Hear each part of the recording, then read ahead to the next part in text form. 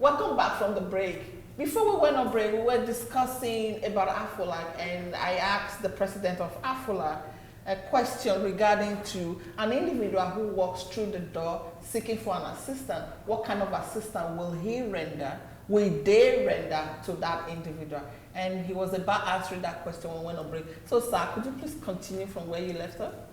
Well, as I said, somebody walking in, either individual or as a group, they oftentimes have various needs, from simple transportation, how to get from A to B, which our office provides, or how to access social services, legal services within our own community. We have a booklet that we actually publish that lists all the services that people can actually go and find out and where to go and when we make recommendations. And beyond that, if let's say somebody comes in, as you know, our population is quite highly impacted by unemployment. So we try, we create a program what we call income generating activity.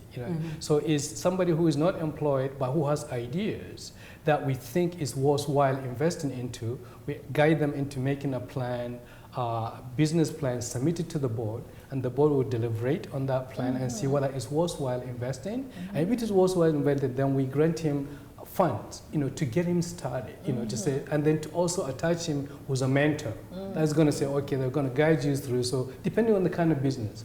So far we have close to 7 or 8 businesses that we already started that way, by which, they started, and then we cautiously kind of guiding them into success, because our mission is to make them succeed. And 8 businesses, you said? That's good. And you've only just started in 2009? 2009. Yes, and I just want to add on to that.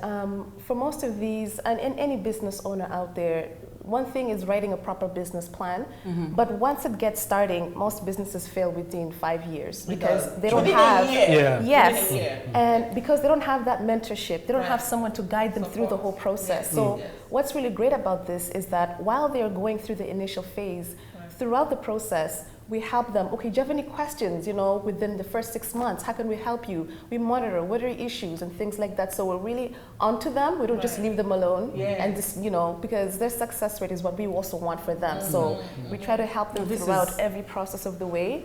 And, and that's something that we find that they really value. So that's something that's really great. So from what I gather you're saying, what would you now do? Would you fund the business, or you assist them in getting funding? Both. Yeah, we do that. We give them what they call seed funding, with some incentive. We have funding, from various funding organizations, right? And to basically fund those kind of initiatives, right? So yes, when we give them funding with incentive, so we say you can take this much money, but if you are able to pay it within a certain period, part of that you can keep with the period. Oh my goodness. So and depending on the length of time the enterprise took to pay, that also depended on how much money they are allowed to keep. The idea is to circulate that money, so when the money comes back, we can now fund other ideas that come to our table. But is there a limit to the funding? Is there like, let's say someone wants to start a business and they need about